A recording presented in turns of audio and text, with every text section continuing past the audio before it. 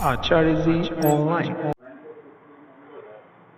सुप्रभातम भैया बहन। आज के वीडियो में हम लोग कक्षा नवम की जो पूरक पुस्तक है कृतिका और फिर उसके जो तृतीय अध्याय हैं रीढ़ की हड्डी और जिनके रचनाकार हैं जगदीश चंद्र माथुर जी, उनके परिचय को लेकर उपस्थित हुए हैं।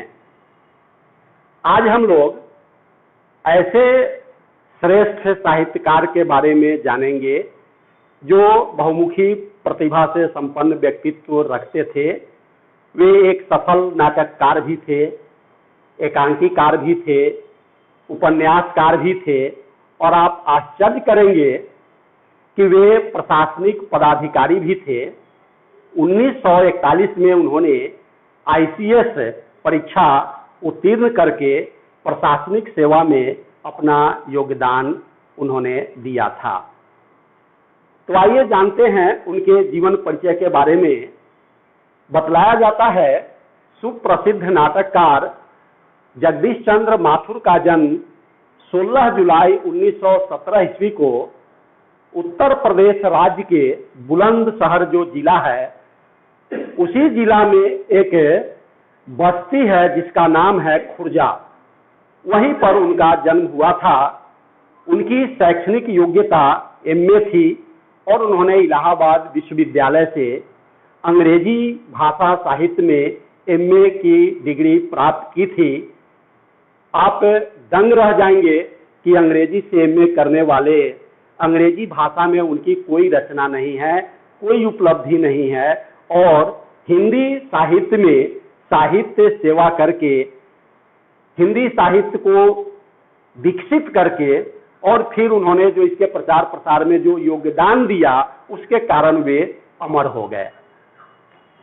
उनका व्यवसाय लेखन भी था, निर्देशन भी था, अभिनय था और वे रंगमंच से जुड़े हुए थे, सफल कलाकार थे और बाद में आईसीएस ऑफिसर बने, जैसा कि मैंने पहले बतलाया था। ये बहुमुखी प्रतिभा से संपन्न व्यक्ति थे। माथुर जी का साहित्यकार के साथ साथ नाटककार, उपन्यासकार का व्यक्तित्व भी हमारे सामने आता है। इन्होंने आकाशवाणी और दूरदर्शन के लिए कार्य करते हुए हिंदी भाषा को लोकप्रिय बनाने में और फिर हिंदी भाषा के विकास में काफी महत्वपूर्ण भूमिका अदा की थी। अब आप सोच रहे होंगे कि यह आकाशवाणी कौन सा शब्द है, तो आप लोग संभवतः देखे हों न देखे हों, दूरदर्शन का, टेलीविजन का जमाना है। हम लोग जब आप लोगों के उम्र के थे तो हम लोगों के यहाँ ये दूरदर्शन वगैरह नहीं होते थे, रेडियो होते थे और उसी का हिंदी नाम आकाशवाणी है। उसमें इन्होंने काफी समय तक निर्देशन का कार्य किया। फिर दूरदर्शन का जमाना आया और वहां भी उनका निर्देशन कार्य चलता रहा। रंगमंच में भी बहुत बड़ी कामयाबी, बहुत बड़ी सफलता इन्होंने प्राप्त की थी और पहले भी मैंने बतलाया कि 1941 ईस्वी में इंडियन सिविल सर्विस मतलब आईसीएस के लिए चयनित किए गए थे, प्रशासनिक अधिकारी थे। आप सोच रहे होंगे आईसीएस क्या है, तो आज आप लोग आईपीएस का नाम सुनते होंगे, आईएएस का नाम सुनते होंगे। हालांकि अब उसका संयुक्त रूप से नाम हो गया है यूपीएससी, लेकिन उस जमाने में इसे आईसीएस कहा जाता था और उन्होंने इसे कंप्लीट किया था।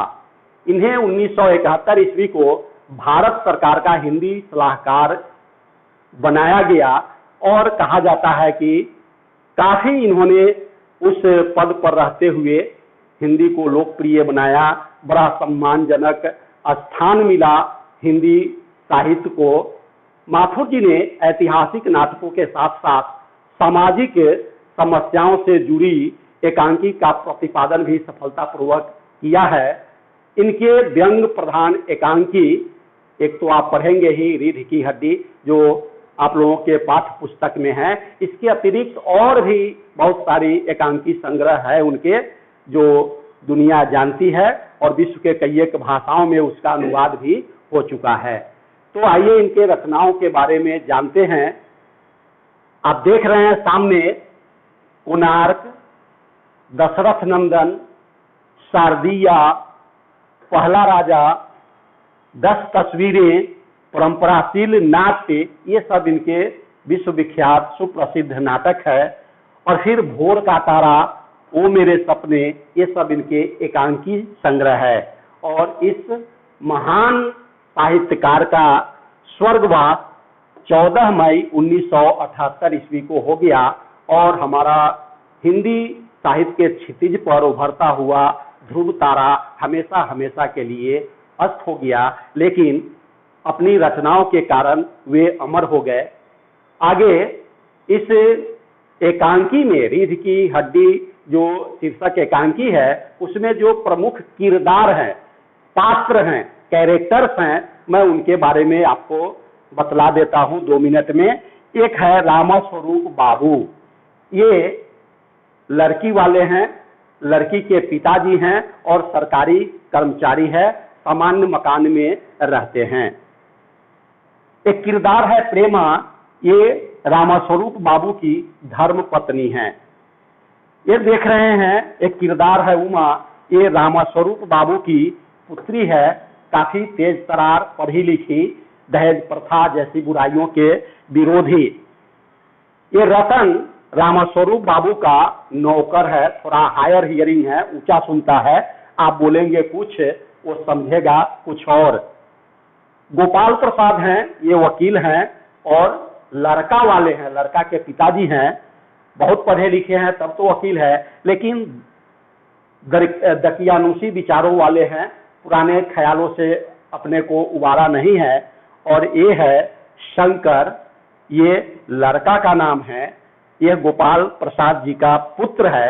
इसी के विवाह के लिए लोग रामस्वरूप बाबू के यहाँ आने वाले हैं। फिर हम लोग अगली कक्षाओं में, अगले वीडियो में आगे की बात जानेंगे। धन्यवाद।